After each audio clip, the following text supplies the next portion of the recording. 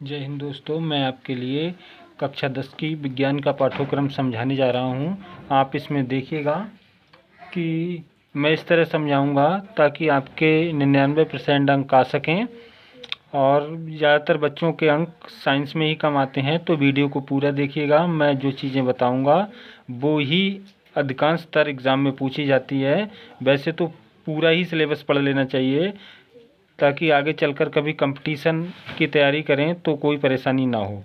रासायनिक अपक्रियाएं, ये सबसे पहले ये केमिस्ट्री का चैप्टर है, तो सबसे पहले रासायनिक अभिक्रियाएं पढ़ेंगी। तो रासायनिक समीकरण बनाना, समीकरण को संतुलित करना और रासायनिक समीकरण का तत्व संतुलन और अभिक्रियाएं, ये सब विस्थापन, ये सब समझिएगा ताकि आपके आसानी से समझ में आ सके। दूसरे चैप्टर में आप देखेंगे लवण क्षार तथा अम्ल क्षार तथा लवण, इसके बारे में भी आप देख लीजिएगा। इसको ठीक से पढ़ोगे जब भी ये समझ में आएगा। फिर कार्बनिक यौगिक के विषय में भी आप पढ़कर इसे ठीक से समझ लीजिएगा। इकाई नंबर 2 पर फोकस करें, जैव जगत। अधिकांशतर क्वेश्चन बड़े क्वेश्चन इनसे आते हैं और वे आसान भी होते हैं।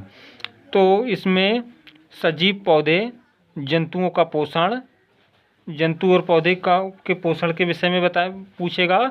श्वसन, कि हमारा श्वसन तंत्र किस तरह काम करता है। परिवहन तथा उत्सर्जी अंग कौन कौन से होते हैं, विशेष ध्यान दीजिएगा, क्योंकि उत्सर्जी अंग नहीं जानते हैं बच्चे, उत्सर्जी और उत्सर्जन के लिए नहीं जानते हैं तो फिर आगे समस्या होती है। जो भी फालतू की चीज़ों को बाहर निकाल कर फेंक देते हैं वह उत्सर्जी अंग होते हैं। जैसे किडनी है, लीवर है, ये सब उत्सर्जी ग्रंथियां हैं। कि मूलभूत अवधारणाएं, इसकी मूलभूत अवधारणा को समझिएगा। और इसमें पौधों की दासिक गति, पादप हार्मोन्स, इसके विषय में भी समझकर पूरे चैप्टर को पढ़िएगा, जब भी समझ में आएगा। इसमें तो मैं पाठ्यक्रम पढ़ा रहा हूँ, फिर एक एक चैप्टर के लिए ठीक से पढ़ाऊँगा। अधिकांशतर क्वेश्चन इससे पूछता है। अनुमानशक्ता से पूछता है। मेंडल का योगदान, इसमें ग्रीक जॉन मेंडल का क्या योगदान था, क्योंकि ये अनुमानशक्ता के जनक थे। इसके बाद में इकाई नंबर 3 में देखिएगा, प्रकृति घटनाएं। जो प्रकृति घटनाएं घटित होती हैं उसके विषय में पूछता है। ये लगभग लेंस, गोलार्ध, उसकी अवधारणाएं, लेंस के विषय में ये सब पूछता रहता है।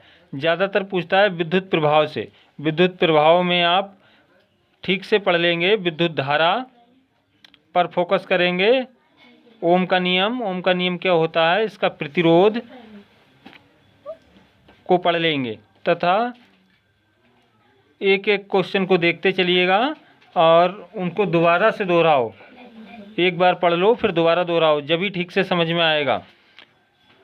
और मैं आपके लिए बता दूं, एक क्वेश्चन विद्युत धारा का चुंबकीय प्रभाव, इससे भी पूछता है। चुंबकीय क्षेत्र की रेखाएं धातु धारावाही चालक के कारण चुंबकीय क्षेत्र, इसके विषय में भी एक क्वेश्चन पूछता है। इसमें बाएं हाथ का नियम, दाएं हाथ का नियम हर बार में पूछ लेता है। और घरेलू विद्युत परिणाम, इसके विषय में भी पूछता है। इसमें मैं आपके लिए बता दूं, पाचन, श्वसन, जनन अंग, चाहे स्त्री हो जनन अंग या पुरुष जनन अंग, इससे एक क्वेश्चन पूछता है।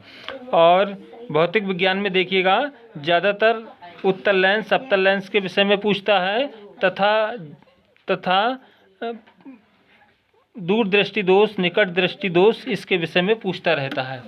तो वीडियो को पूरा देखिएगा, आपके ठीक से समझ में आता रहेगा।